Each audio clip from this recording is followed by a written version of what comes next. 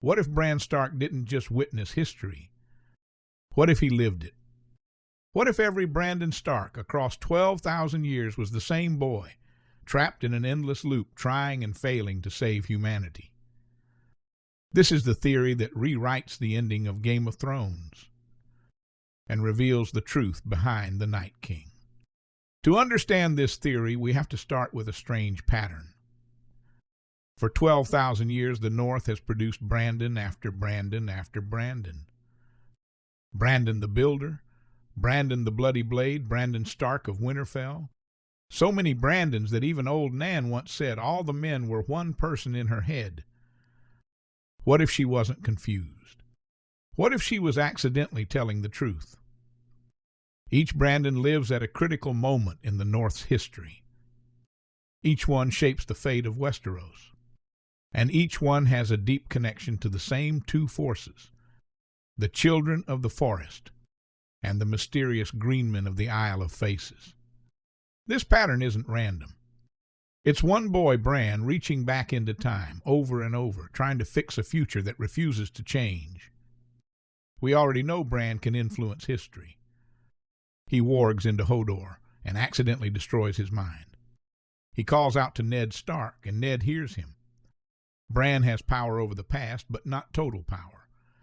He can nudge events, but not rewrite destiny. This is the tragedy of Bran Stark. Every change he attempts only creates the very future he's trying to prevent. Bran's first attempt to fix the future is subtle. He travels back to the tourney at Harrenhal, trying to protect Howland Reed, a Greenman, and prevent Rhaegar Targaryen from giving Lyanna Stark the infamous Winter Rose. If Lyanna and Rhaegar never fall in love, the entire rebellion never happens. A united kingdom might have been strong enough to survive the second long night.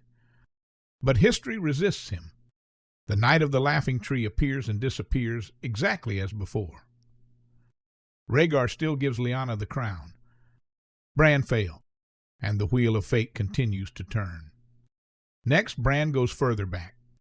He becomes Brandon the Builder, constructing the wall alongside the children of the forest. This is his desperate attempt to fortify humanity for a war they don't yet know is coming.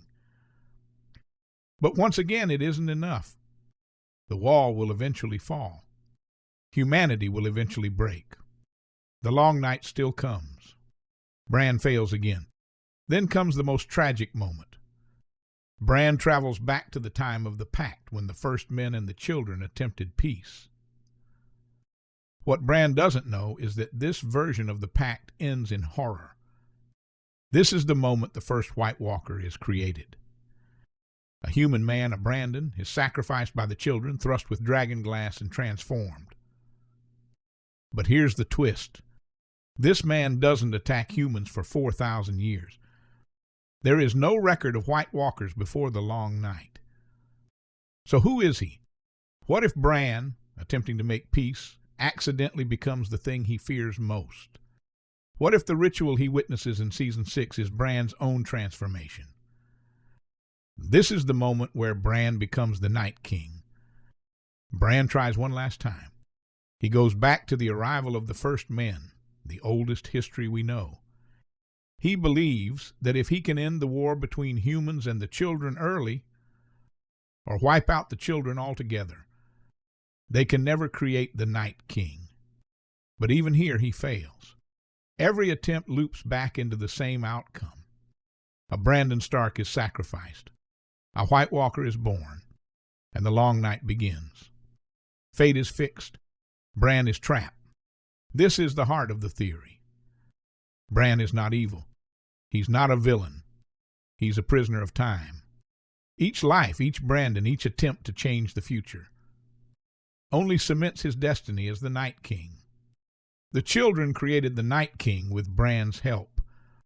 Bran becomes the monster that destroys everything he tried to save.